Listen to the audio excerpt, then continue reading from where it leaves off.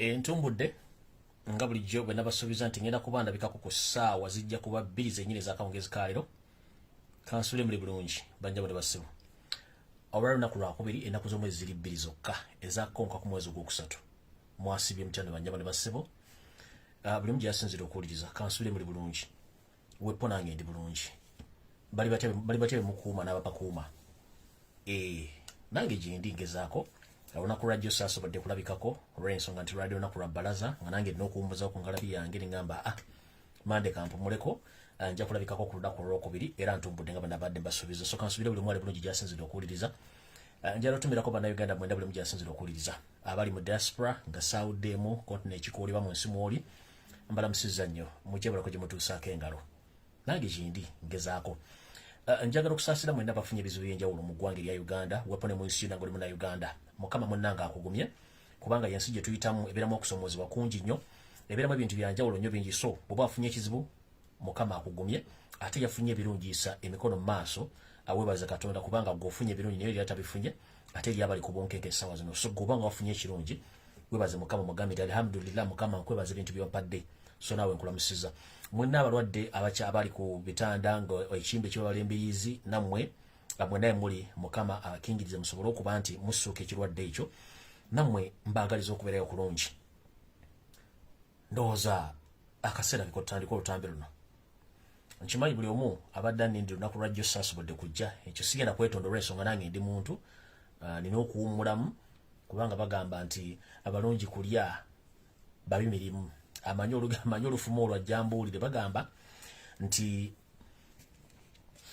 babi kulya balungi mirimu. So alumanyi ojja kitegeera nti omuntu naawe iseremu olina okwewummuzaamu olw'ensonga nti muyinza okunjagala ennyo nzijano ku live nkole live mbwa amawulire naye nga nange omuntu nina abantu bendabirira neerabirira nange nina obusobozi buno engeri gye nnyinza okwebeezaawo nina okuyiiya engeri gye mbeerawo ng'omuntu.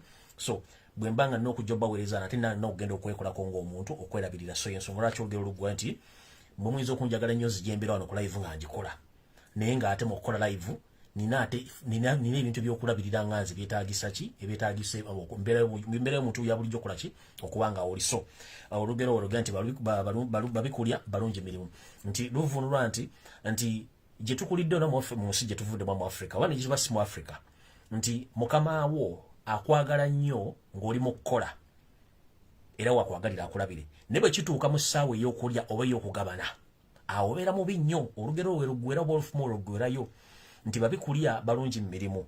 Ekivunulwa nti gwe mukama wo oba gwe omuntu gw'okozesa omwagala nnyo akuwa service bulungi nnyo era akutuukirize buli kimu ky'oyagala naye bituuka mu ssaawa ey'okulya emmere oba ey'okumusasula ensimbi kikalubiriza nnyo.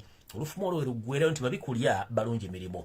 So nange munnange mba n'okusooka okuwummuzaamu engalabi yange ne ŋŋamba akansoke mpummulemu naye ngeri enkoleko byenkolako ng'omuntu. So olugero bwetyo bwe luggwayo. Njala tandika n'ekiggula luggi tugende mu maaso ne vidiyo. Ekiggula luggi kyewali ngenda kubeera ne information njala bategeeza esooka eri bwete. Ngero sooka okkubira omulanga ogutakungula eri bannayuganda mwenna buli nsonda yonna ey'eggwanga.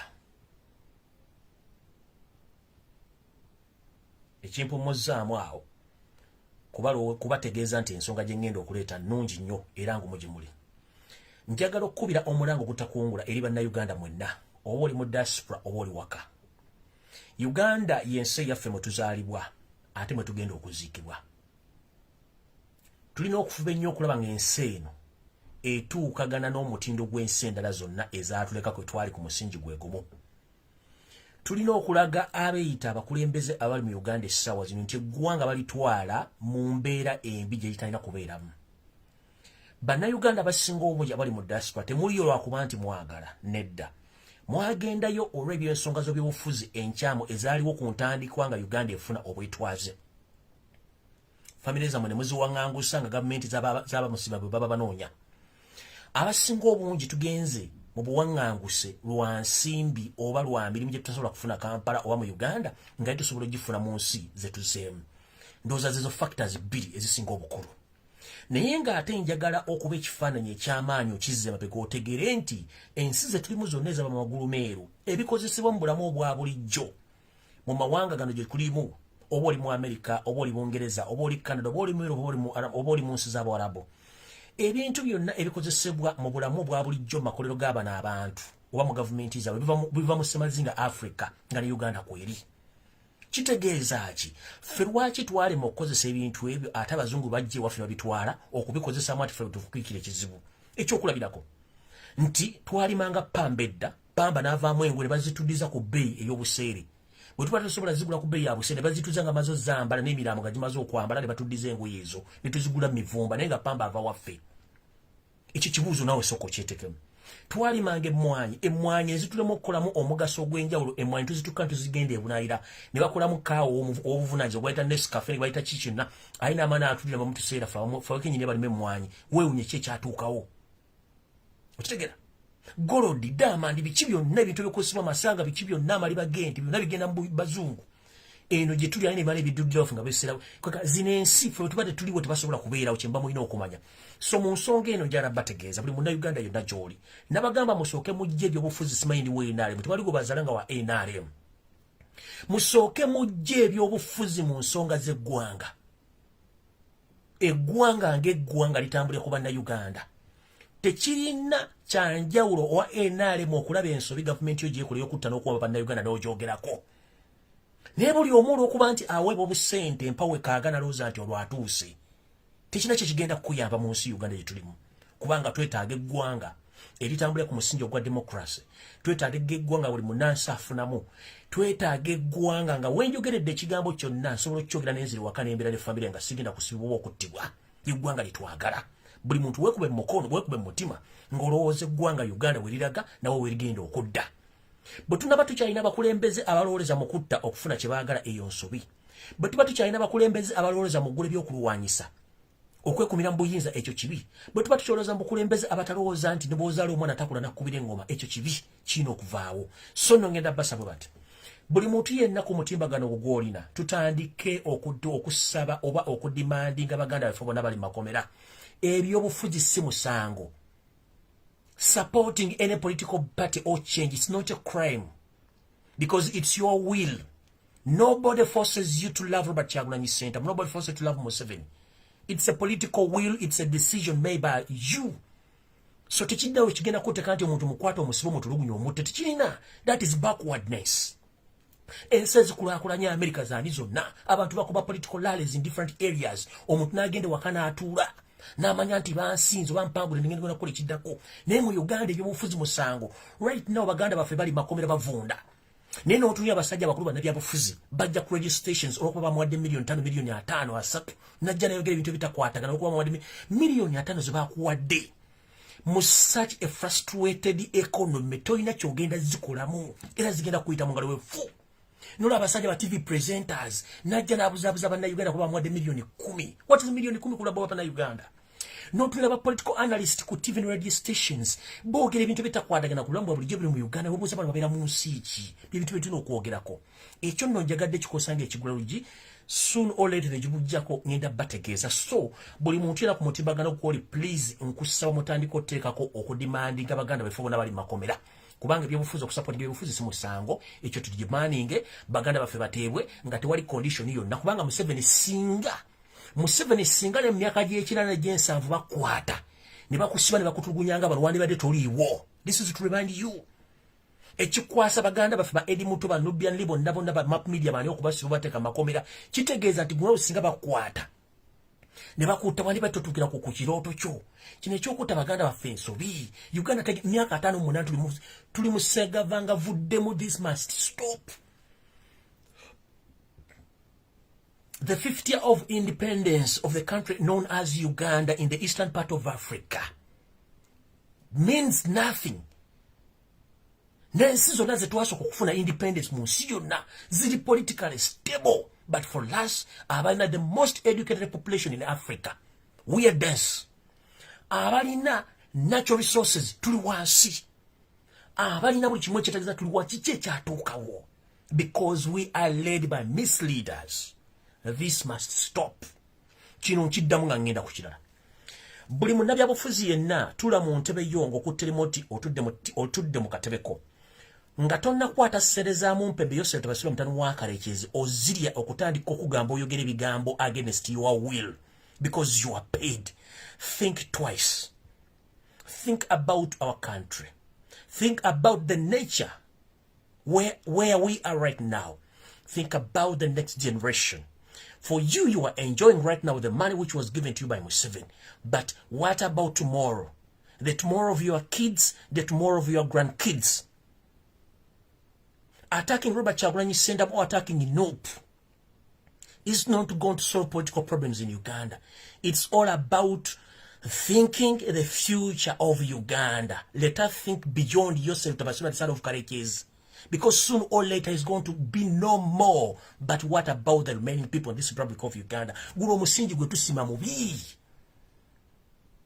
Sifa twasanga nga tulina ennugu, tulina obutagaliza, tulina obujje, naye omusingi gwe tugusima tetugumanye. Awo nno sigenda kulwawo, kangende maaso ne program. Kyekibadde ekigula lugi sigenda balwisa. Kantandike ne video. Egenda kubeera mu parts 3. Kantandike ne video. Pati esooka. Nzize mbasomesa ku kigambo kye tuyita okukyusa abantu obwongo bajja ku kintu kino batwala ku kintu ekyo kibali kutegeera. Kye tuyita diversion.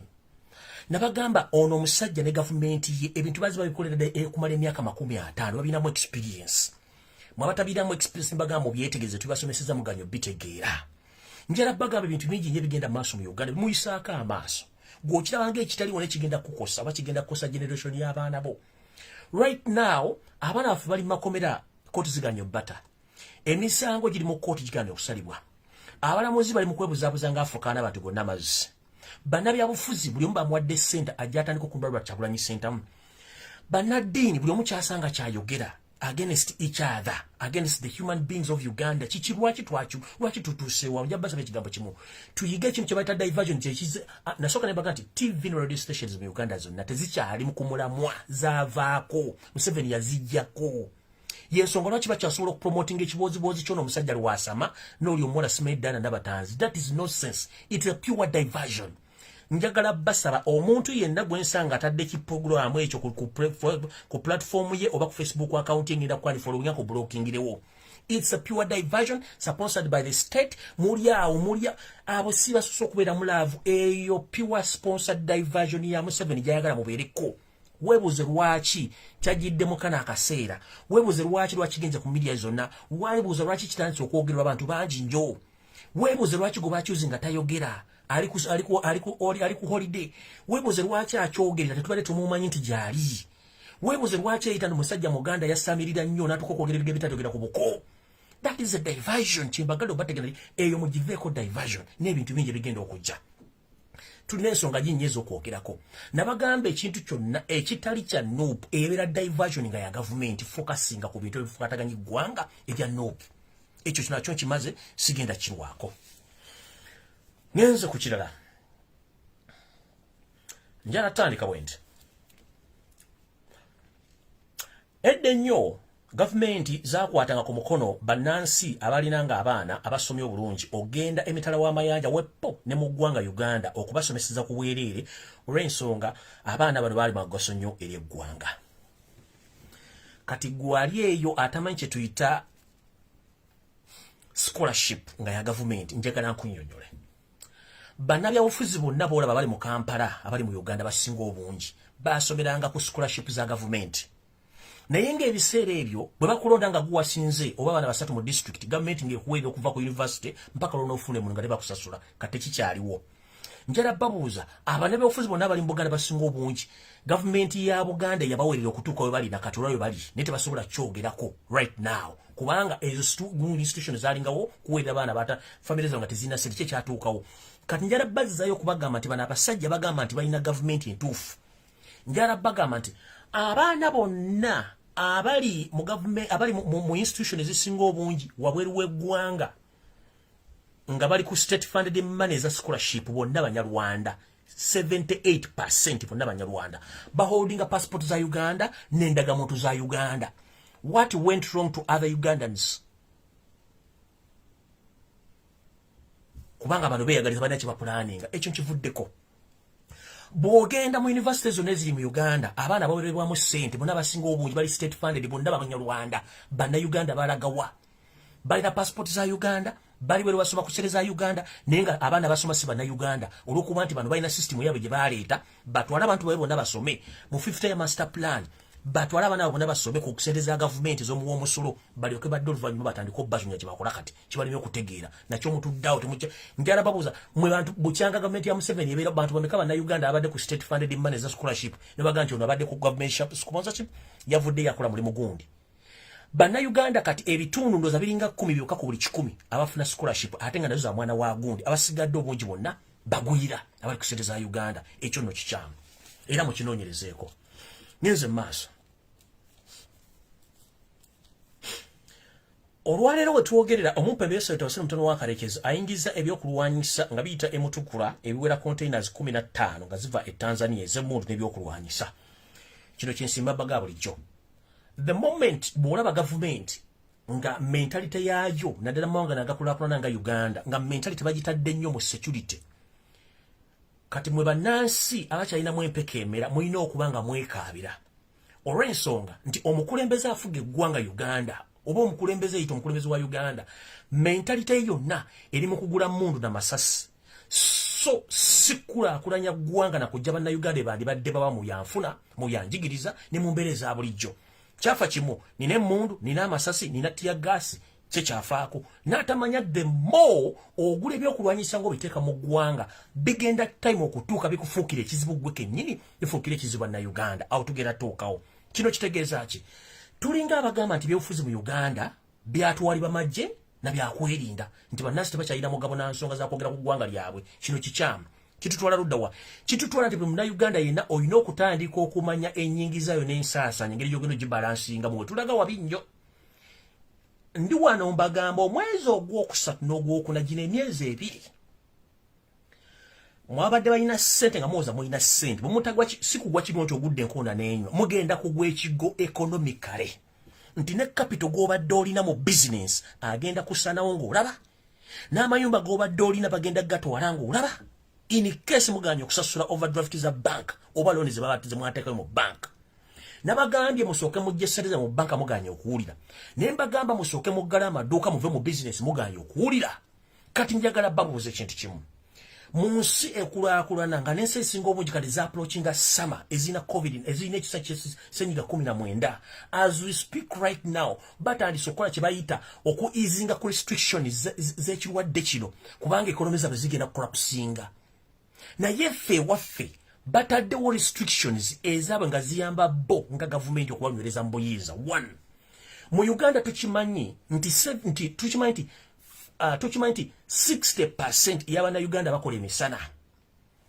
tebakyalina ssente ziyimiriza zo business zaabwe kati 40% y'abaana Uganda badde bakola ekiro countrywide babali meetings babaddeko kafyu kitegeeza the moment you impose curfew on Ugandans during night kiba kitegeeza economy ogisudde emisana abantu bali bakola business badde 60% naye business zaabwe zikola bubi wabandi badde batopinga bakole ekiro abakola ekiro bali badde bajuliriza emisana enkeera obataddeko kafyu onyowa personal benefit kubanga temwagala kuva mu buyinza kitegeeza economy soon egenda crashinga ekyo kibalimi kuteeka mu bwongo weebuuze lwaki bataddewo kafyu ensi ezisinga obungi kafyu yavaawo lockdown yavaawo ne bateekawo restrictions ti saluuni amasomero n'amabaala galina okuba nga gaggaliddwa strictly naye nga ekiro gavumenti zisigala zikola business abantu basigala weebuuze lwaki bano bazizzaawo kafyu kubanga bakimanyi nti soon or later gavumenti yaabwe egenda kugwa balina okuteekawo amateeka restrictions naddala abantu okumoving at night.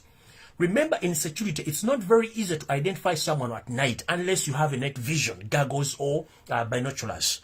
So if you lack binoculars or the night vision binoculars or some security measurements to identify someone during a night time, that means the government is in a panic to identify the movement of citizens at night. That's why Museveni is implementing more curfew in Uganda at night to restrict the movement of Uganda during night time. So people, you should get to know that curfew is not there for COVID-19 restrictions. No, it is politically motivated, but Museveni doesn't know that in this process, the economy is crashing. 60% of the business which run during the night is soon crashing, but there's 40% which has been run at night. Now the government has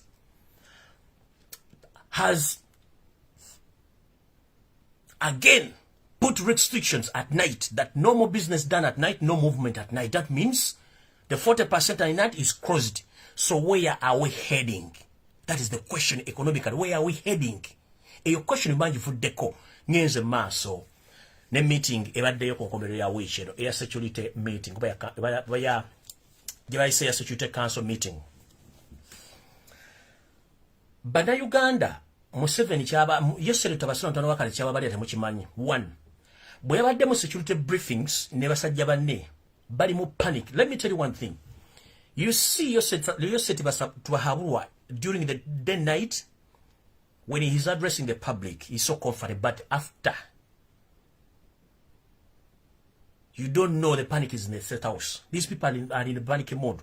As we speak right now, about the security briefing last night, the end of the last week, Nimamugamba, nti tulina obuzibu mu economy. Ate ne mu security tulina obuzibu. 1. Museveni yali kulutinga abasirikale bangi beyond the economic expectation.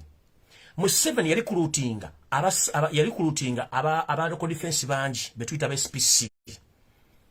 Museveni yayingiza amaje amagwira nga galina okusasulibwa ku sente ezisukeza abakozi abali mu government ya bulijjo. Kati zino key factors esatu zigenda mu kuba ekigo. Amaje gonna gabadde Somalia gabanje emyezi 7 naye nga serezako African Union badde zasula on a monthly basis. Bana babanje emyezi 7 akomyewo. So bwe batudde mu security meeting yagambye nti sirina sente za kusasula amaje gano na police. Na yayina ki? People be very careful and listen to me very careful. I'm going to analyze this point so that everyone get to know. In the security meeting which was held towards the end of last week, Museveni told the security guys that he doesn't have money to pay all the security organs in Kampala or in Uganda right now because the economy is soon crashing. But this is what Museveni said. Museveni said that at the moment I don't have money to pay all those forces, but I gave them guns. They should use those guns to get what they want. Yagambye bwati essaawa zino wenjogerera sina sente zengenda sasula poliisi kusasula maje sente zalinawo za kusasula SFC kubanga yino mukuuma ne poliisi amaje prison n'abakozi ba gavumenti talina sente zigenda basasula. Kyokka jjukira omwami lwe kitubaga nti bano abasajja tebasomerako ddala ne mulowooza nti tuliyimba. Buli lw'okozesa sente nnyingi okusukka ku sente z'ofuna omwezi kitegeeza oli mubbi. Museveni yawandiika amaje mangi okusinga abasawo malwaliro. Museveni yawandiika amaje mangi okusinga abasomesa mu ggwanga. Museveni yawandiika amaje mangi nnyo nga takimanyi nti time egenda tuuka economy crashing nga talina sente. Kati wano wagenda okuva firimu. Obubbi bwa mobile money bugenda kulinnya 100%. Obubbi bwa maduuka ne supermarket bugenda kulinnya 100%. Highway robbery egenda kulinnya 100%. Kidnapping and killing egenda kulinnya 100%, whereby now police and the other security organs, they are using this tactic of kidnapping people to ask for ransom to release these people from their families. That's why these days when they arrest you, they ask the contact number for your families so that they contact them to tell that we have your family member, we need such amount to release your family member. Akuba mwabadde mukategedde oba mwate mukategedde nka bagambye openly sirina sente. Mukozese mundu ze nabawa mufune sente kino kituzaayo. Mu gavumenti ezaayita omwali omumpembe Idi Amin Dada ne Obote abagambanga ekigambo kyekimu nabawe mundu mugende munoonye ebyokukozesa kyekikomyewo olwaleero. Kiki kigendo tutuusa wano?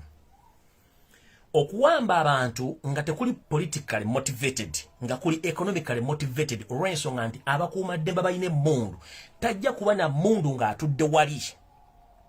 Abaana baleme kusoma, mukyala walwale baleme kulya ng'alina emmundu. Kibagenda okukola bagenda nga kukola save ku kyalo baani abalina ku supermarket ez'amaanyi bagagga ki abali ku kyalo flexibility kyeziri mu kampala zirina sente baani abalina sente era ne banka bagenda zibba.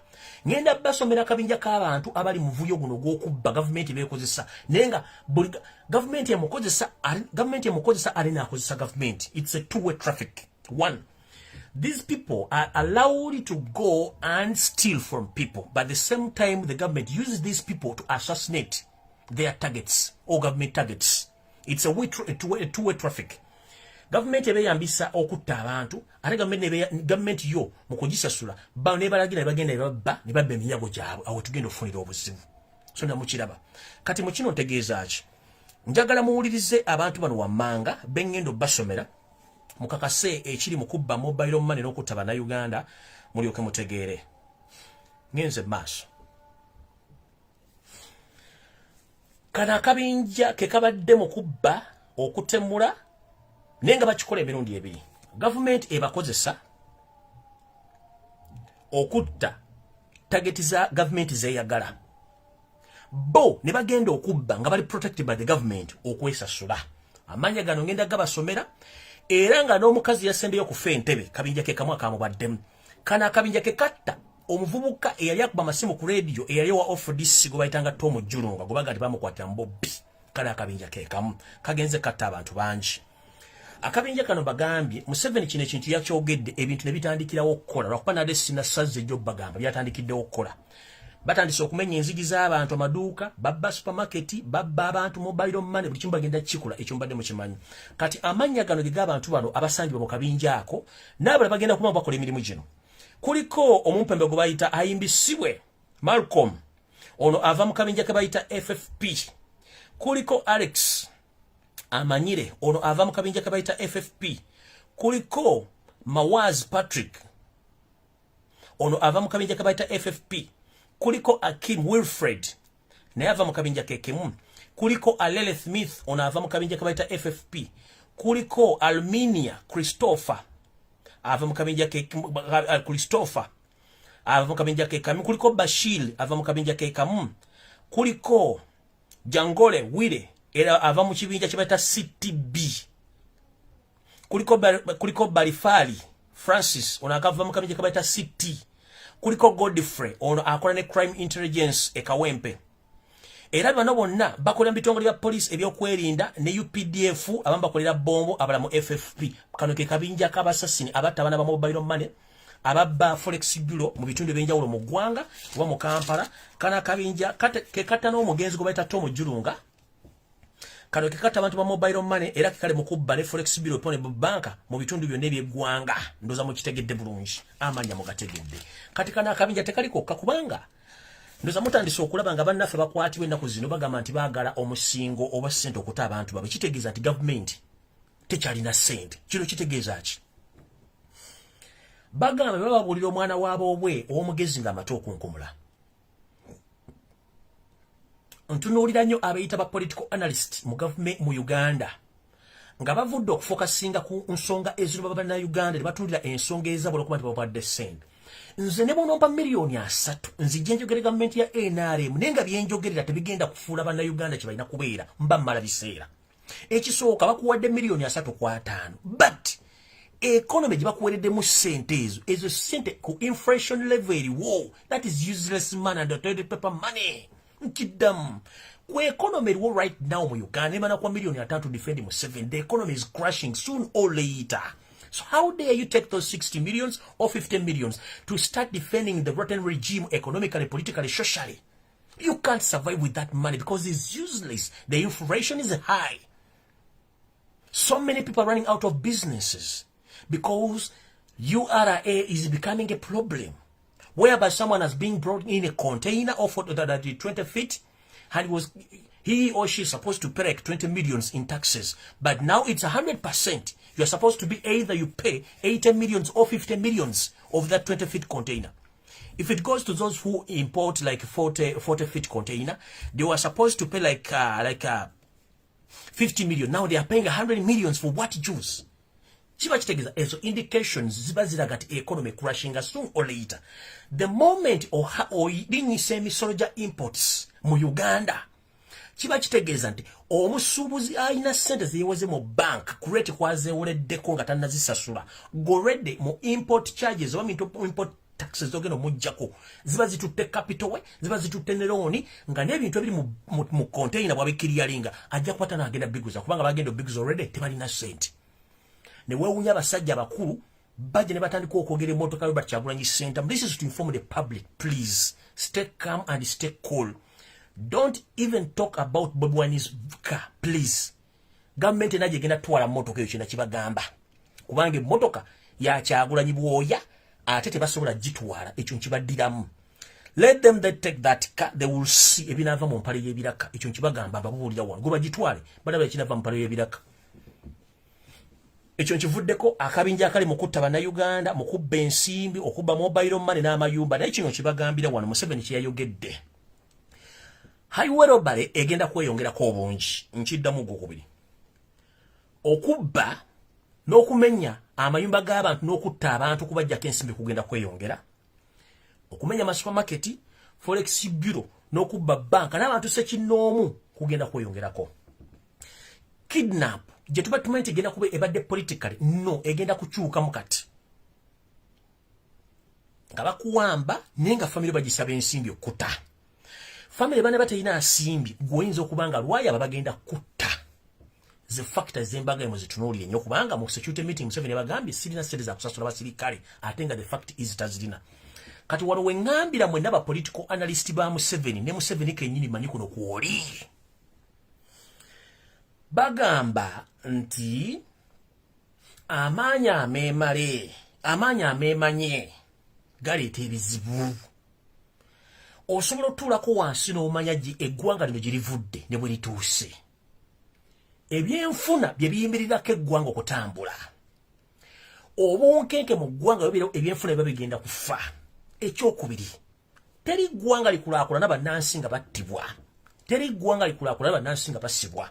Kino nkizzeeyo bwe nti the moment you put fear in Ugandans, economy egenda crashing. That is the first factor. The moment you kill Ugandans, economy egenda crashing. A second factor. The moment you impose curfew on Ugandans, economy egenda crashing. The moment of the truth is, if you don't sit down and revive your thinking capacity about the future of Uganda, politically, right now you are trying to bribe Europeans and the other agents of yours you've been using all along. It won't work out because the GDP of the country based on Ugandans, not on foreigners in Chidam. The GDP of the country of Uganda doesn't base on foreigners, based on Ugandans. Which Ugandans, as we speak right, they are in panic. Either they are killed, either kidnapped. So, which country do you want to live in? Or which country, Museveni, you wish Ugandans to stay in? The country which is in panic, the country which is in fear, the country where people, the world where they know that Uganda is a dangerous state for people to live in.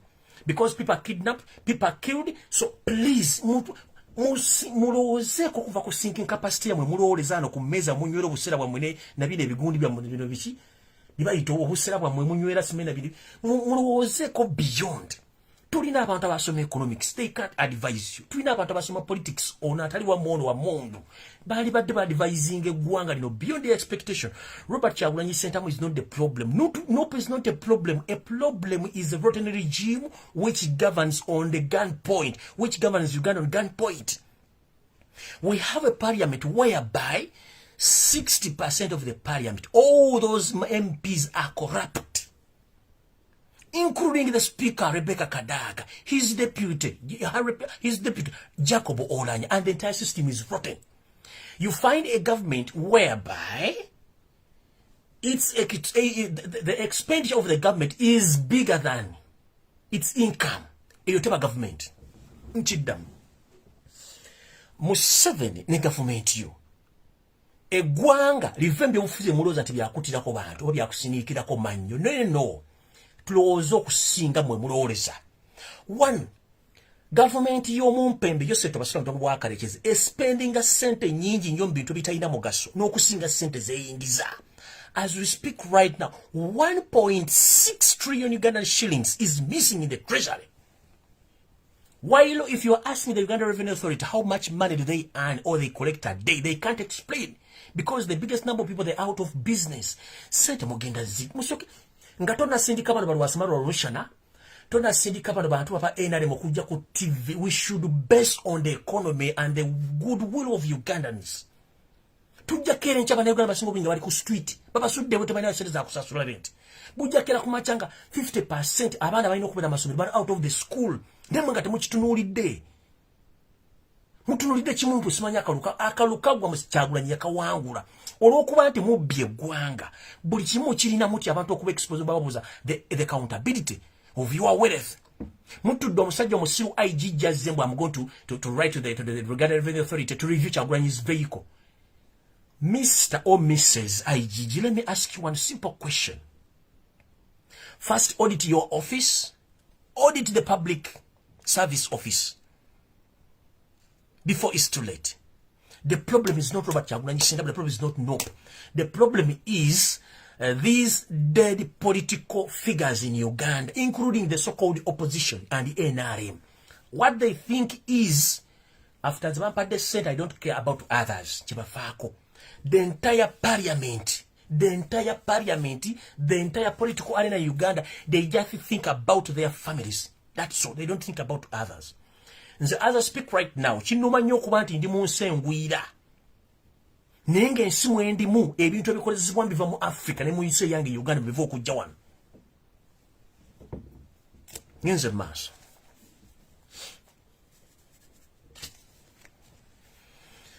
Eno message mubadete mujime kwate bajjaji bagamba. Nabagamba recently omukyala Jovia Sale bamukwatira ku kisaawe kye China nga ayingiza enjaga ne muwala bwe yagenda naye era kyali China tanavaayo.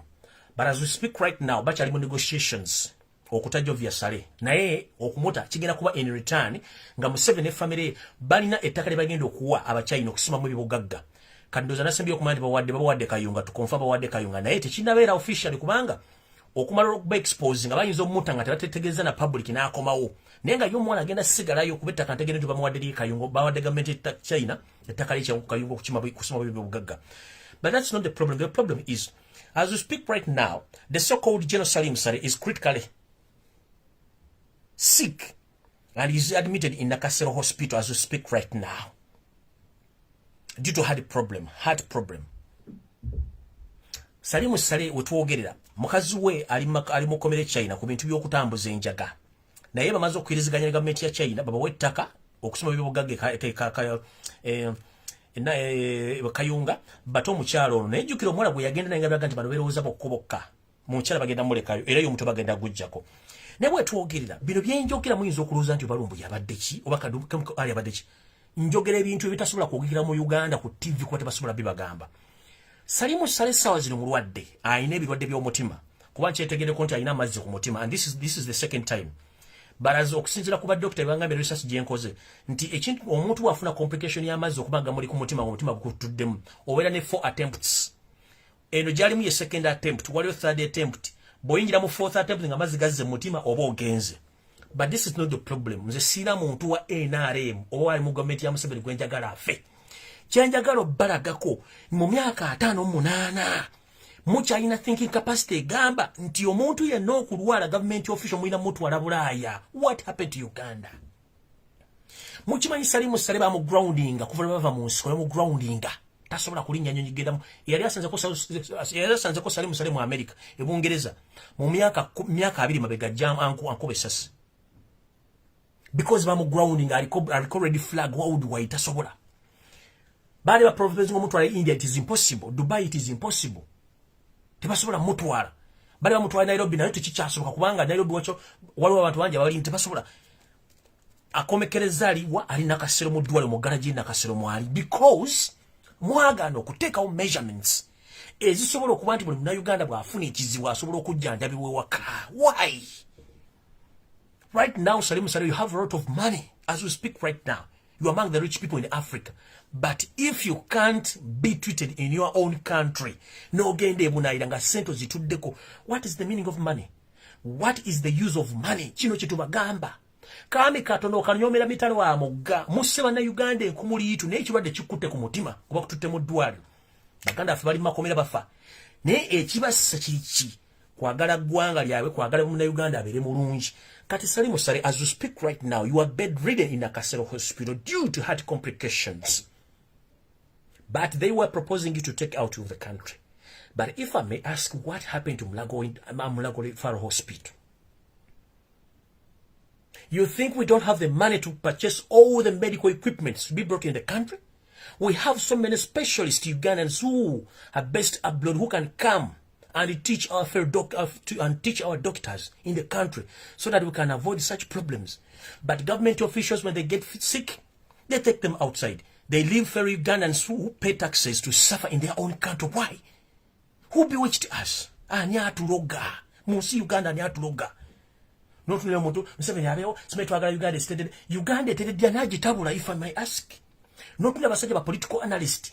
They are blaming Robert Chagulanyi Senta. Robert Chagulanyi Senta tana dakasari. Tana de police. Tana de komera ali makage. Omusajja ine mundu mumumanyi Museveni. Alina makomera ya Museveni. Alina SFC ya Museveni. Atabatu ya Museveni. But you blame Robert Chagulanyi Senta as if he's the one who had caused all these problems for 58 years. He's not. In fact, he's just a young man who had opened our eyes to the extent that the government is in panic, the economy is crashing, everyone is upside down. Ngabade manyide muli straight level mwako na bibiye kubanga mamanyida divide and rule mwagala kumanya bana Uganda pachitegeza. Why? So what if Salim Saleh is in the hospital right now, but his family wishes to take him out? It is impossible due to your negligence and your arrogance. Sente teziyamba, but we people, the humanity akantu kabaita kobuntu kyechintu ekikulu. Kyechintu ekikulu.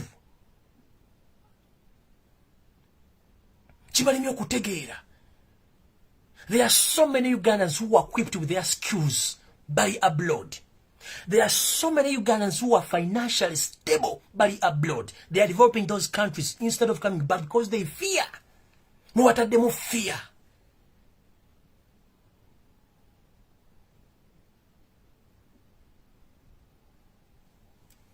Here's a mass. Yesterday, the son of characters, I heard that you are organizing a meeting between the Buganda royals, including His Majesty the Kabaka of Uganda, to settle all political problems in Uganda. But let me tell you one thing. If you want to meet the royals of Uganda, including he's either the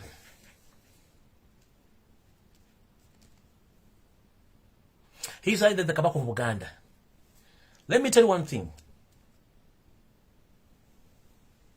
You've ruled Uganda for 35 years. You've divided each and every one in Uganda, including religious leaders, including the cultural leaders, including we Ugandans. As we speak right now, you are in panic because it's your first time to be challenged by someone whom you don't support, whom you haven't sponsored. Because Robert Chagulanyi is a self-claimed person. He's with an independent mind, not like all these fools whom you have been sponsoring to pretend that they are in opposition. As we speak right now, in Uganda, including Uganda, we need a stable economy. We need a free Uganda whereby each and every Ugandan is free to express his or her rights. Freedom of speech, freedom of assembly, the problem is, Museveni, you forgot your history. Please, Museveni, please remind yourself, you have all the bad records against you. You are not good in settling issues because for you are double-sided sword. One, you go in those agreements or in those meetings with the two options. Either they take your side or you disorganize the meeting. Sometimes you come with your meeting, you come in those meetings or arrange those meetings. You all, in the same time, you have the answer for those meetings. You don't give other people to think or to decide. So what kind of person are you? Records zizo na history takufavalinga mukutula muntu kunegotiatinga takutiriza kubanga oli wachirumira mpiyi bbiri ogenda okujja mu meeting zino zisaba already nga gweyagala kwefula nti gwe nannyinizo chechi bakikutwala ngo already ina idea you stay there gamba nti kimala eggwanga ndi wambe tekyali kulonda period oyagala dialogue abaana bali makomero obatta oyagala dialogue mwe mukuwamba bantu oyagala dialogue mukolozinga business z'abantu oyagala dialogue ekisinga obukulu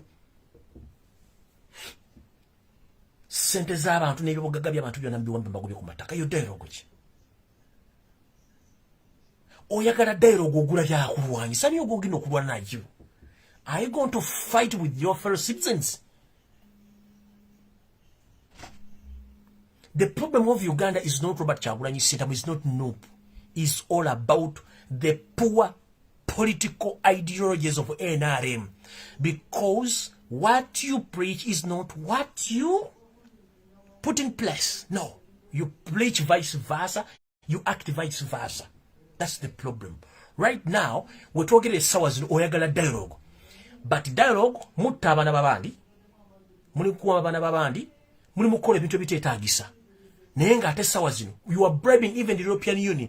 Era njagala bagaba na Uganda bwetuva wano. Buli muntu genda ku kibanja kyo ekya Twitter era mbasa mu grow Twitter accounts. Mugende ku kibanja kya European Union kyonna mutandika okkondeeminga buli ambassador wa European country yenna ali mu Uganda. They were bribed by some kuteesa. Kubanga njagala bagaba ekigaano kyo mu kimpulire bulungi. Bana abasajja abamawanga gafuka kensi za Africa. Tebali mu Africa kubanga tibaagala Africa yokulwakula ne wali ekinyusi nedda. Baagala nnyo okusigala nga bakolagane ba dictator. Olw'ensonga ba dictator tebaba na kyakufiirwa.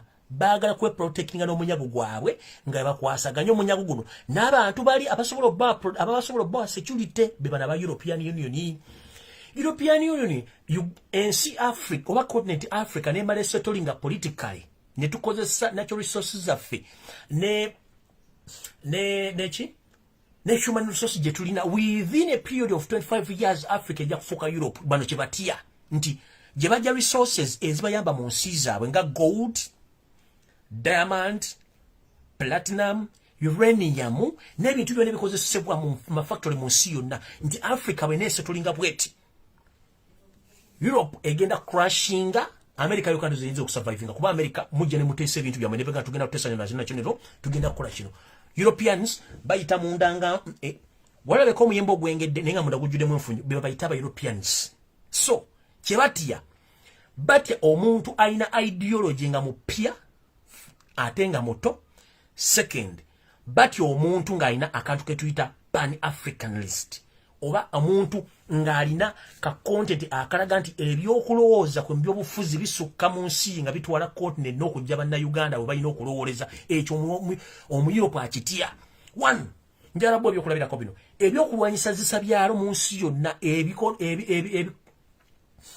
ebirungo ebizikola biva mu Africa kye tuyita uranium, including Uganda in uranium. So what if we don't export that uranium to those countries? Baba kyakola atomic bomb. That is first question. European countries zonna zidependinga ku gold ava mu Africa. Atenga mu kimanyi nti gold bakola jewelries biki byonna. Singa Africa teda mu kutunda gold ku exportinga mu Europe. Europe egenda funa sente? No. If I may ask, how many countries in Europe abaina gold mines teziriyo ziri mu Africa? Njala kugamba ebintu byonna ebikola smartphones n'essimu ez'obuyonjo byonna biva mu Africa, including Uganda, Congo, wawa biva mu Africa. What if Africa egamba no katukozese zino natural resources zave tulina kubanga Apple products zonna ne smartphone ebirungo byonna ebikola amasimu ago biva mu Uganda ne Congo. Congo yesinga ebingi mu Uganda biriyo bitono nenga biva mu Congo ebisinga obungi. Apple product vakuzino Apple zimekata zino fruits, Apple products, smartphone, iPhones, zino Samsung Galaxy, ebirungo byonna ebikola ebintu ebiva mu Africa si mu Europe. What if Africa gamba no tugenda kusomesa abaana baffe tutandika okukozesa ebirungo bino okukozesa amasimu gano mu nsi zaffe ensi ziddawo ne ziyimirira? Nowhere. Kopa asinga obungi ava mu Africa. What if tugenda tetujjaddamu kutunda kopa tumwekozese? Bagenda kubeerawo? Nowhere. What if tugamba nti amazzi agasinga obulungi ne fruits ezisinga obulungi ziva mu Africa tugenda zedira nga tuzitunda? Banasigalawo? Nowhere. What if abantu baffe basigala mu Africa ne tubakozesa ku casual ne manual labor nga tumaze obedikwetinga bulungi jo n'abaddugavu bonna bali mu nsi zonna gye baagenda ne badda ne baleeta effort yaabwe ne bagigatta ku Africa kye kigenda okuddawo. Kanyera okubula tulina abaddugavu bangi abalina ssente empitirivu nnyo mu nsi yonna. They want to reinvest in Africa but they are discouraged kubanga ba Europeans ba creating entano mu Africa, which means the more you create war in Africa, you make Africa unstable, whereby all Africans, they will seek asylum in their countries. That is That is their trick. These people, they create more wars in Africa to destabilize Africa, whereby you will ask for visa or you will pass somewhere to reach in their countries as a refugee. It's their tactics, not because they want us but no. It is their trick. Goroza lwaki bo bafunamu nnyo mu Africa okusinga ffe bannansi.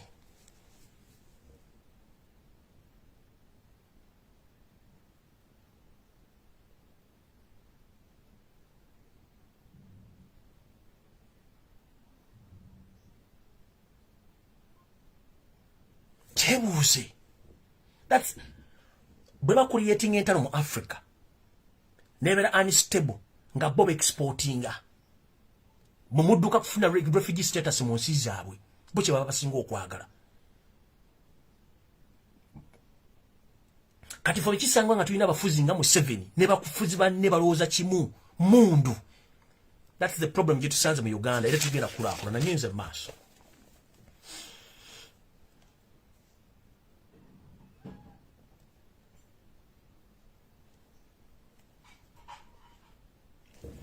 Eno message njagala egende eri banna Uganda mwena ngenda jogera mu Luganda mukasale mukokka ngenda jogera mu Luganda kokka mu Luganda. Banna Uganda banange mwenda bule mujampuliriza amanya ge mugamanyi face yange mugimanyi. Njagala mubeere bantu bakulu atenga mulowooza nga abantu abakulu eri obulamu bwammwe naddala mmwe bakaddugala nganze. Ensi yajjamu nabe ow'ekirwadde kino ekya ssenyiga 19 mukimanyi bulungi nnyo. Mu Uganda ensi gensibuka obuvuyo obaddemu mu kugezaako okutangira ekirwadde kino mukimanyi bwe kibadde.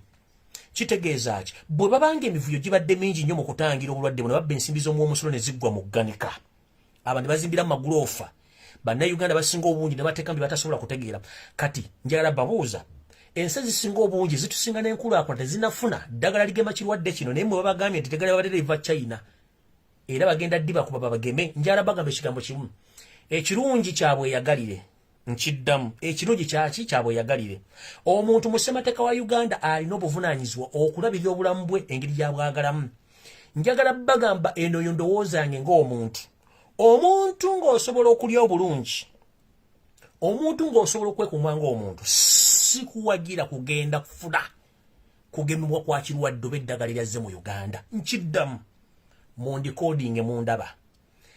Okusinziira ku mivuyo egibadde mu kirwadde kya ssenyiga 19 mu Uganda engeri gya bwemeeserezo mu omusulo engeri gyabadde bakeberamu ekirwadde kino si kuwa magezi kugenda bakugeme na ddagala lyotamanyi livudde kubanga tumanyi ebuvuno obuddo bw'eddagala lino na biki ebigendererwa byabwe byakukendeeza namba oba bungi bwa muntu ayitibwa omuddugavu nga ne Uganda mwali.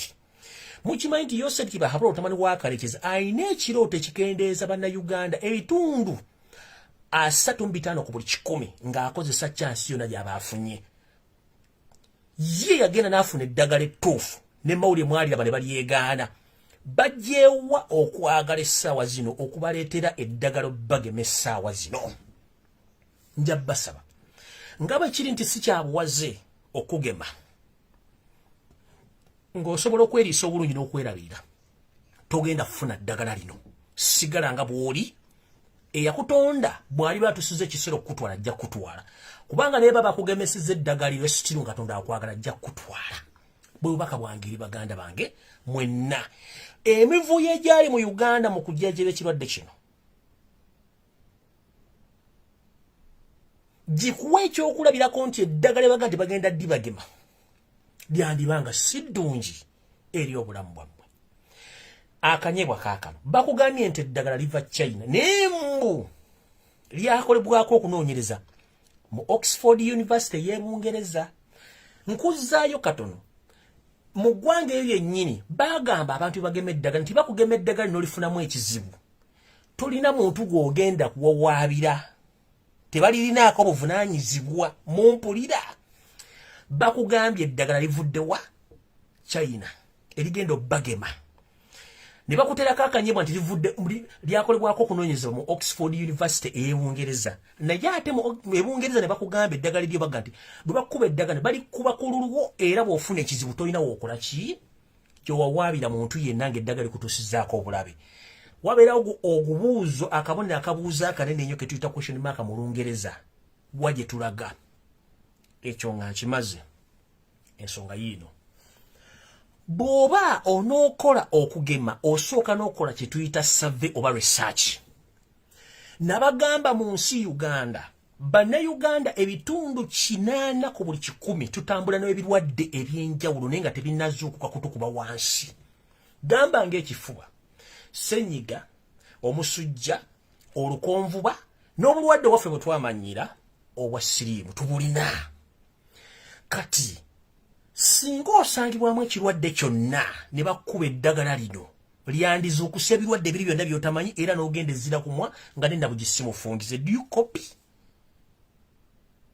nkiddamu bw'oba onookola okugema kwonna osooka n'okola okunoonyereza n'omanya eddagala eŋŋenda okukuba abantu bano lifaanana litya ekyo n'okiteeka wali n'omanya abantu b'eŋŋenda okugema bano mbagema ddagala lino ligenda bakola litya ekyo tebannakikola bo bavudde buvuzi busomeko tebannasomesa tebannago baasomesezza kubanga balina missioni enneekosefu teri muntu agenda kukuwa kintu kya bwereere aba akwagaza ki weebuuze ekintu ky'obwereere kikwagaza ki bwebanga abajjako emitwalo 35 bakeberanga obulina ekirwadde kya ssenyiga lwaki kati bagenda kukuba eddagala ery'obwereere nkiddamu si kyabuwaze oli waddembe ogenda oli waddembe osigala naye nga nze mbagamba temugeza ne mugenda okwegemesa ekirwadde ekyo olw'ensonga musinzire ku mivuyo egyaliwo ate ne mbajjukiza nti ono yabateredeko akanyeebwa nti liva China naye lyanoonyerezebwa ku University y'omu Oxford ebungereza naye ate ebungereza mwe bagamba nti eddagala lyo balikuba n'ofuna ekizibu toyira g'ogenda kuwawaabira I will have a question mark. Muntegedde va question mark. Kiri gy'oli ogenda okwegemesa. It's up to you. You have your life and you are free to do it. But remember, there is a mission of depopulating Ugandans. Which mission is hidden. You can't even open it anywhere, but it is hidden. There is a hidden agenda of depopulating the number of Ugandans. So get to know whenever you are. Be open your minds and save your family. Ask yourself or ask your grandies that during their time, how many times did your grandy was or she was immunized? Ask your grandfather or your grandmother. Kachide mu Luganda. Bw'oba oli awo sooka otwala obudde weebuuze ku jjajjaawo. Obulamu bw'emyaka giri ewatali tekinologi baayita batya mu bulamu obwo. Era mubuuze babagema emirundi emeka. Era babuuze lwaki okugema kuzza emyaka gino egy'ekinana egy'ensanvu bagema ki kye bagema. Kubanga waliwo ebintu ebyekusibe mutamanyi nga bitambulira mu zino gavumenti ezitalina bwongo ezitasobola kusalirawo bantu. Mubabuuze. Eno message njagala gyongerako. Nzize mbagamba nti waliwo olukwesese olw'okutwala ebintu ebifa mu mubiri gw'abantu mu ngeri ey'ekikuusa. Nina information oba under investigation zendiko mu ddwaliro ly'e Mengo gye tuyita Namirembe Hospital. There is a clique of doctors in Mengo Hospital. These people are dealing in human bodies, in human. There is a clique of doctors in Namirembe Hospital who are secretly dealing in human organs. Chidam, I'm doing some investigations about Namirembe hospitals. That there are some doctors who are dealing in human organ bodies. But guess how? And who are those people? Njara bagamba. Buli musajja yenna alina omukazi wonga abadde azaalira malwaliro amanene mu Kampala. Be very careful nnyo. The number of mothers who lose their life during the procession of cesarean is increasing. Why? Kidam.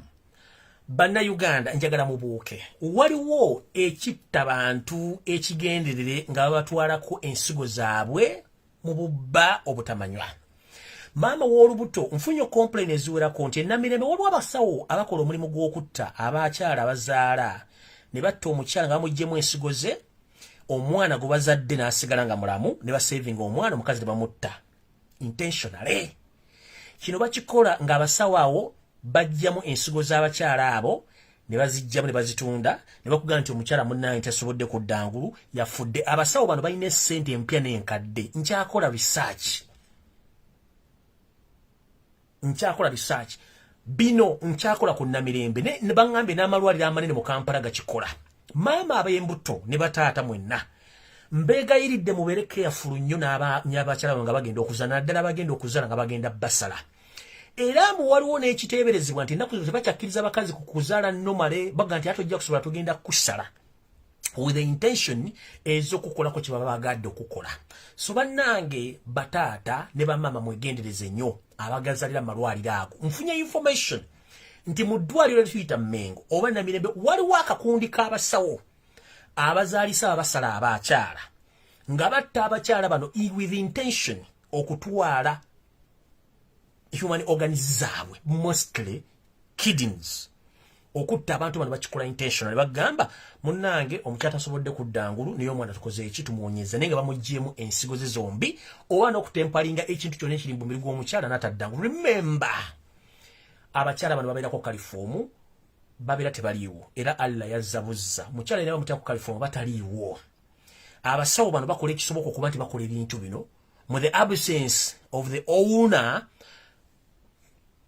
of those body organs, kubanga bataliiwo. Ate omusajja tebasobola okukkiriza babeerere mu ki, babeera mu situation room nga bakola emirimu gyabwe. So please, mbeegayiridde bataata abamanyi ensonga zino, mwegendereze nnyo bamaama bamwe abazaala. Abakyala bangi batandise okufa malwaliro naye nga tebandifudde. Ako nako nga bagambye.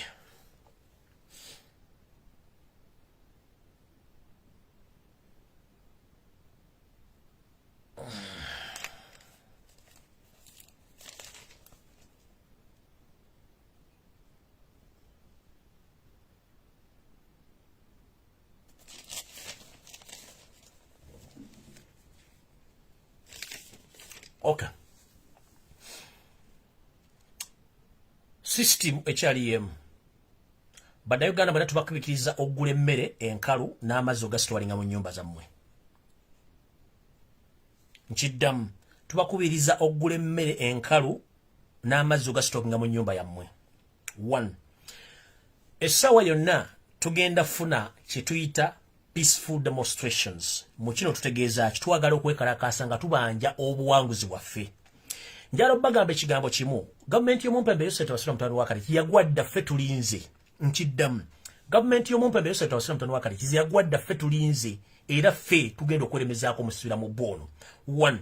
Amagye poliisi tebakyalina ssente ze babasasula, kitegeeza tebasobola kukola mulimu gwa kutta bannayuganda. Ate nabo balabuse bategedde. Ekyokubiri, Museveni talina ssente zagenda sasula basirikale abo kutta bannayuganda kuba tebeziriiwo. Ekyokusatu, njala mukitegere bulungi nti gavumenti ezisinga obungi zonna ezinabayamba bannayuganda zibalinze musituke, teri muntu agenda kuyamba nga weetuddeko tugamba lubalembera nga n'embiro kwokoze eki kwotadde. Mbalagidde okgenda ku bibanja bya European Union mutwalaganya abantu abo mu ngeri yonna esoboka. Mbawadde details ne history ne mbasomesa ebintu bino. Bana abasajja tebakwagala nti ki goza singa bali bakwagala nnyo, singa Uganda emyaka gimaze 5 singa tetusaba visa, singa tokola paperwork, obaga ngenda mu America bakuwa visa n'ogenda, obaga ngenda mu Bungereza bakuwa visa n'ogenda. Lwaki yakucolonizing nga ku restricting ogenda mu nsi ye? Ask yourself.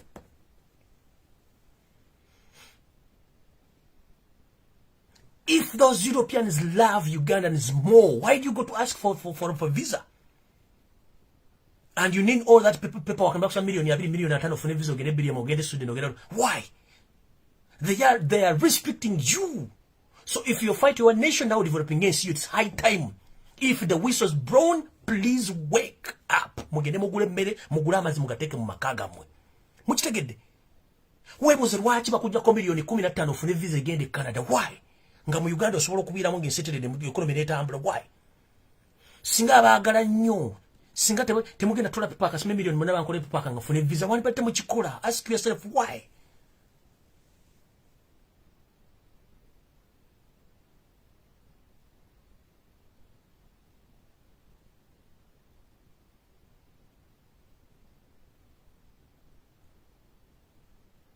If you want the truth, ask those people in diaspora. The life in diaspora, it's not easy. But life is not easy in diaspora. Era omuntu yenali asereza nkuba kyeyo osana kufanga okolimidwa. Ne bwolidde nusulu 10 no wolidde nusulu 10 ngolidde sereza tafali zaga ntegenda okulama tafali nozibba obo mukoze bunnyo. Soka webuuzi lwaki omungereza ya colonizing na ya akuma visa ogenda mu nsi n'afutira ko restriction ya colonizing. Akwagala nnyo. You should fight for your nation. You're a black man.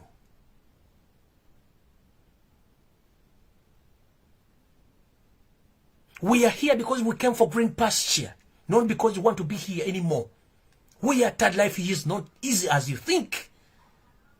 First ask yourself, the man who colonized you, he doesn't want you to go in his country, but he get all natural resources from your country. Ask yourself.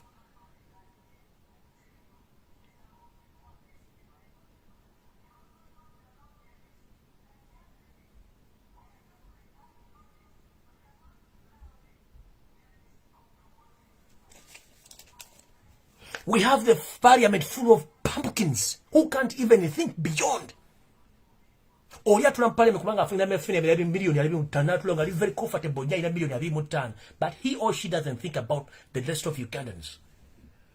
Nabagamba, if you want to prove that Uganda is in hell, kera kumacho gende ku ngudo zonna ezingira Kampala olaba abantu abayingira Kampala nga bakutte obuveera bambadde lugabire amu tebalina na tebesibyadde ekintu kyonna abasajja bali masaati gaagubisire saati ziriko ebitogino zaayulika tebalina kyakulya abaana tebali masomero right now as you speak abaana badda masomero abaana bagende wakati wali sente. That's the life people are living in. Naye among the richest countries in natural resources or minerals is Uganda. What went wrong? Mulina mafuta, mulina gold, mulina platinum, mulina aluminium, mulina ne uranium, mulina buli kimu, mulina fresh water, but brain is a monkey. All of us, we are focused on buying guns. This is the country we're living in. Ba political failures bali mu Uganda kubanga tebagala bachallenging. If the man comes out from Chagulanyi Center to tell the public that this is the truth, embuzi neziveri, muzimatayagaliza gwanga, mu Uganda batekako capacity ruwoza nti ekituufu kikyamu, ekikyamu kyekituufu. That is wrong. The truth must be said. Ekituufu nno kyogera nga kituufu.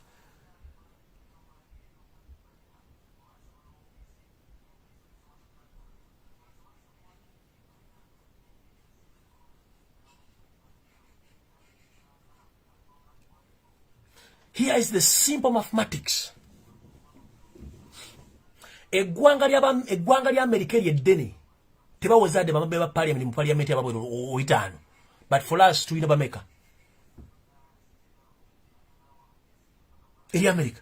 India enamba bamabbe ba parliament genda teyenkana ya Uganda.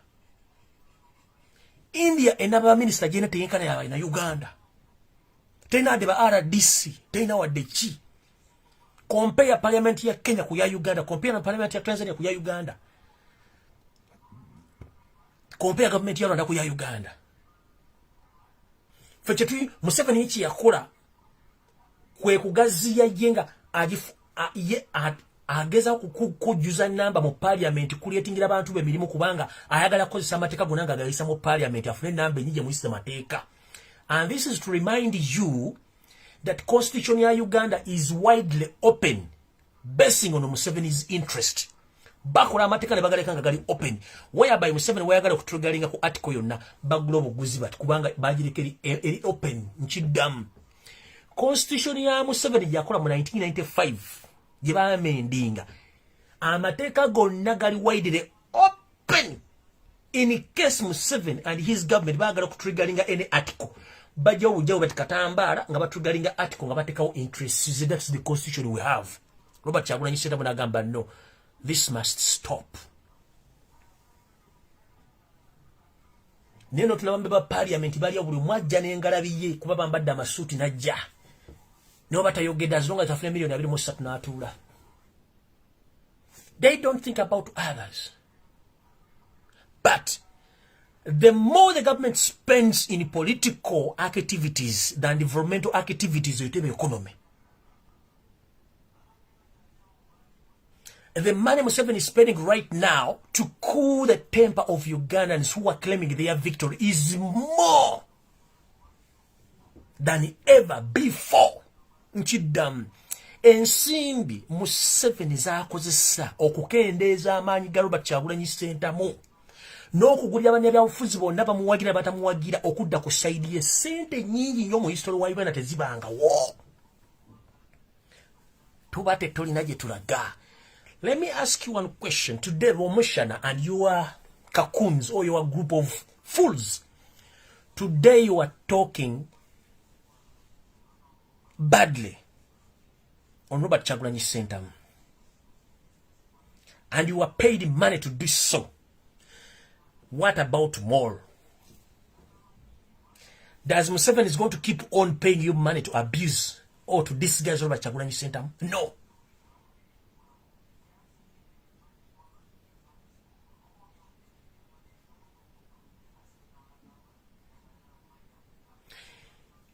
Which wende bana yogera ku bujingo about obufere bwalina mu chachi ye. Atandise okukola enjiri nga sayo kyajje n'abagambye nti agibaletera agibazimbire kubona bagambe ettaka lya muhoozi yali gulo obukadde obubiri n'ekimu bwa dola n'amaana asoloza bannansi ensimbi ezimba chachi zatanazimba. Yatandise okulaga ekifaananyi ng'alaga chachi gy'abagembe agenda gizimba. That is just an image. Tagenda gizimba nabaga ettaka lya muhoozi tasobola gizimba. Bw'anaaba gizimbye nga baswadde nnyo bagenda kubawako ekemo kwa bazimba akantu ako ekazi 7 za muhoozi mukitegedde.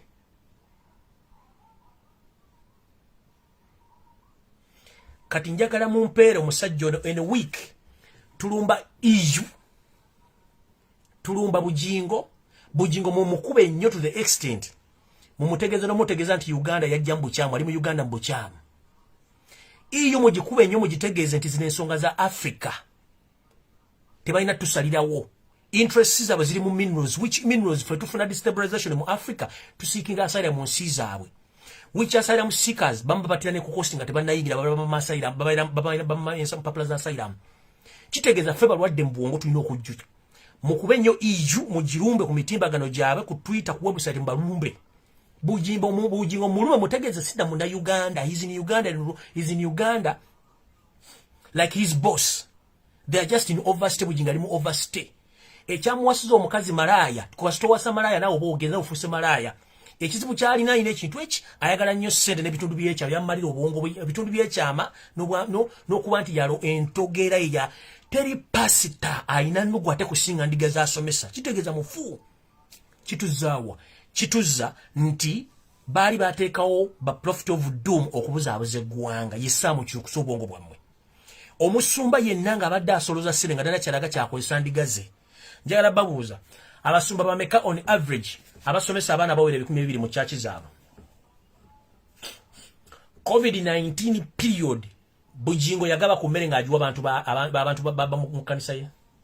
Kanisa ki yabawa? Kiki kye babawa?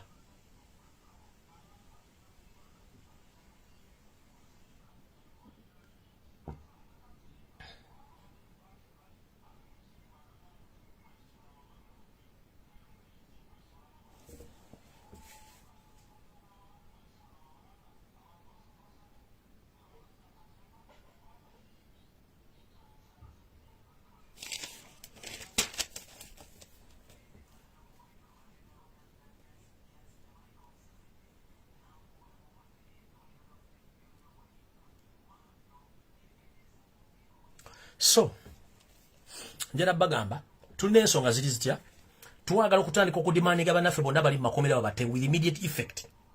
By the way, Museveni, if you want dialogue, bonna ba political prisoners bateebwe. If you want dialogue in Uganda, release all political prisoners, including I. If you want I to shut up, release all political prisoners. And we need our victory, then I will keep quiet. Those are the two things. Boyagala lumbu yasirika ave ku internet. Ta abasibe bonna bali makomera bannabyabufuzi bewasiba. Kwata Victoria Fojituwe tukuwe peaceful exit bintu bibiri. Two things. Release our political prisoners and stop kidnapping Ugandans. concentrate on peaceful transition of power otuviire peacefully. Tetwandiyagadde kulaba nga osenguka ku speed yago n'ogenda kuttibwa. Kubanga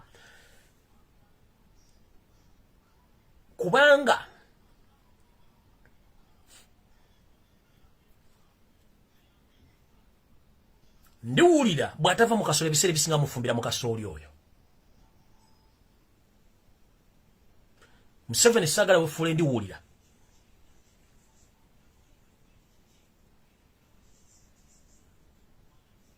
Bannaffe mbate tulimaanige bannaffe bave mu makomera mu kuba European Union jjubulo jittamu omuntu ku Twitter. Electoral Commission Simon Bakama babaga nti mulwadde wa COVID nabagambako Simon Bakama yegendereze nnyo bajja mutta ekyo nakibagamba. Bwe mundu abona nti afudde COVID-19 afudde kite mumanya. Ono yeyita Winnie Dot.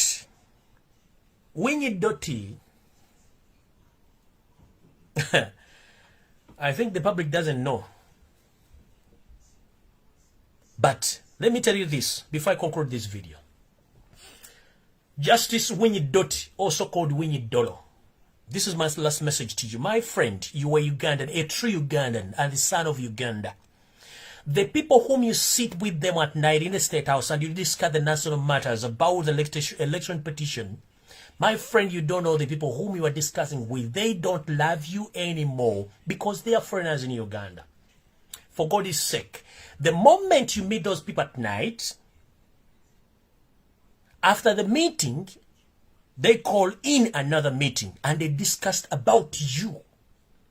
And this is to inform you. Soon or later, you might face the same consequences like Robert Kyagulanyi Ssentamu is facing or like other Ugandans is facing. And the mission right now, which is tabled on the table, is you too, your own assassination list. And this is to inform you. If you fall sick somewhere, somehow, don't entertain to be treated in Ugandan hospitals. Just run away from the country and get treated somewhere else. I'm informing you. This is to remind you. Justice Winnie Dolo, you are a true Ugandan and you are a son of Uganda as a country. Although you made a mistake of treating Ugandans, including Robert Kyagulanyi Ssentamu, badly, but this is to inform you that Museveni, Janet, Muhoozi, Kuteesa, those people whom you sit with them in the meeting and you discuss about the ongoing political situation and the petition of Robert Kyagulanyi Ssentamu. After those meetings, those people, they call in again at the meeting discussing about you and the possibilities of assassinating you. And this is to inform you, mister. These people are foreigners and not Ugandans. They are foreigners. But we Ugandans, we are Ugandans like you. Museveni, Janet, Salimu Sare, Kahamba Kuteesa, and the rest, including your Mama, they are non-Ugandans. They are foreigners. That's why the huge portion of Uganda economy belongs to them. And the rest of the economy, they cheat on Ugandans and they invest that money in Rwanda. I think you know that. And even they invest that money in other European countries and including USA. So if you think that you're working with them and you think you are among them, that is the wrong track. You should wake up before it's too late. I've told you, you sit with Yoseri Haburwa in the meeting and he praises you and he gives you bribe or money to go against the will of Ugandans. But after that meeting, again, they'll call in other meeting and they start discussing about you. Soon or later, you are going to be in the same track or in the same bucket like Robert Kyagulanyi Ssentamu or other Ugandans who have been killed and tortured. And I'm warning you, if you fall sick somewhere, somehow, during the process of this petition, don't make a mistake to be treated in Uganda. You are gone. And we are going to be a goner case.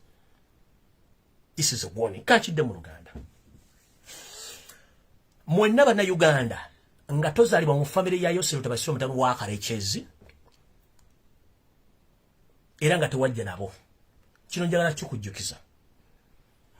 Government y'omumpembe Yoseri Tabasiro mutano wa Karechezi. Museveni simu na Uganda. Talina kijja kya kitamu mu Uganda. Yajja musajja mukulu. Janet Kembabazi si mukazi munna Uganda mukyala munyarwanda talina kijja kya mamode kyekita mu Uganda naye yagira kuluma nga baawe. Muhozi si munna Uganda, Samu Kutesa si munna Uganda, Amama Mbabazi si munna Uganda, ne banna abalala bonna bali mu gavumenti yaabwe si banna Uganda. Y'ensonga lwaki buli lwe basoma budget ebitundu 5 ku buli 100 ebyensimbi z'abanna Uganda omusolo gomu waguzimba Rwanda. Ebitundu 25 ku buli 100 bisigadde ku 5 gali bigula bizimbe mu America na mu Europe n'okusasula enguzi bwe bantu baagala basirike okuwa bannamawulire. Ebitundu 25 bisigadde ku budget ya Uganda bye bakola oluguudo enkuba n'etonya ne lugenda. Bye bakuwasira batandika okuwa enguzi ne bazima ebisigadde byonna bwe bitu bibiri. Kati mukulu wenye dolo eyita Chief Justice njala kugamba ekigambo kino. Munange wayisa Robert Kyagulanyi Sente bole banna Uganda era no befuulira nga goloza nti oli omu ku family ya Museveni toli ku family ya Museveni. Museveni alina family ye gye batambula nayo nti gwe bakuyita mu office bamu kye batuyita mu makago ba president ne mu discussing issues ezikwatagana okulwe banna Uganda okukisevude mu kulonda. Njagala kugamba mukama wange nti gwe oluva mu meeting Museveni ne family ye nga bayita meeting endala. Meeting eno ng'etandika okutesa ku gwe ne bantu bannammwe era nga bayingirira bagenda obbajjawo. Njala kutegeeza taata wange nti essaawa yonna wandibanga nawe ogenda mu bucket yemu nga Robert Kyagulanyi Sente mojjali oba ne banna Uganda nti w'olwalira bwoti kimanye nti state yeekulimu ate bagenda kutta. Era mu mwezi guno ogwokusatu n'ogwokuna wandigwawo munene mu kavuyo kano k'ebyokulonda. Nkiddamu mu mwezi guno ogwokusatu ne mu gwokuna nga gugomekkereza wandigwawo munene mu kavuyo kano ak'ebyokulonda. Take my point. Nkiddamu mu mwezi guno ogwokusatu gwe butandise ne mu gwokuna nga gukomekkereza wandigwawo munene. Nkiddamu mu kavuyo kano. Sigenda kusoma linnya, sigenda ku mentioninga linnya, it will come as a surprise.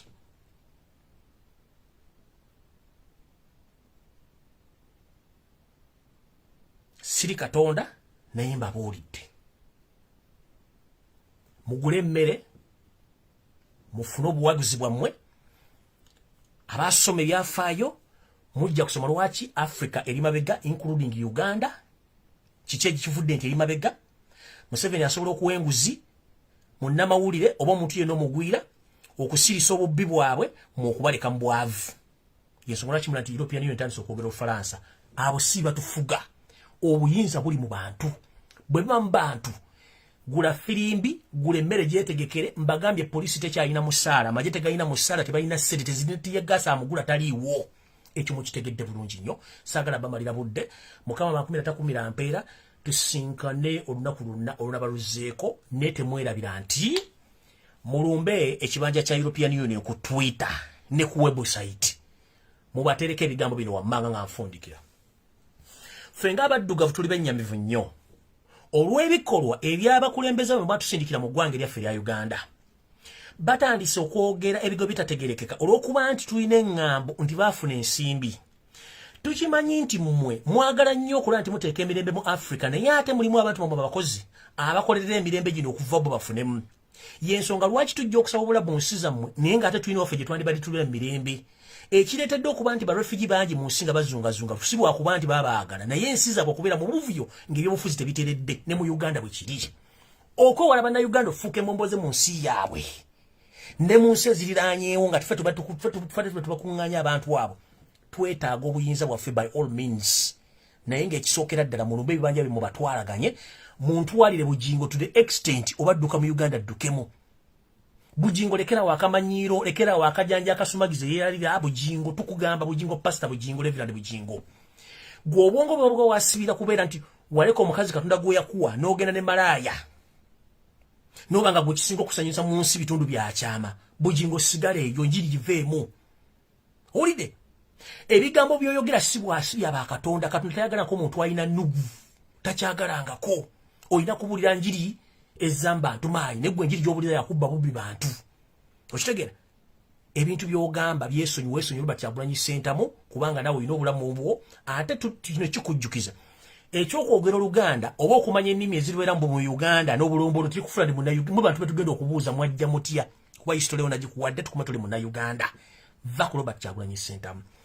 ensonga zonna zigenda ku social media zonna diversion mukitegedde bulungi muve ku diversion twetaga ba edi mutu wabweru European ne mugikoneko mugule emmere mwetegeke ebisigadde byonna mubireke tukole ebirala bintu bisatu mulumbe European Union diversion muzikoneko muzigambe tutukoye twetaga abantu baffe bave makomera by all means dialogue Museveni zayagala asooka atunule mu nfuna n'embeera y'abanna Uganda bali mu kuttibwa kubanga n'amagye gagenda tufuukira ekizibu nga tegalina nsimbi wadde emmere gye gagenda kulya.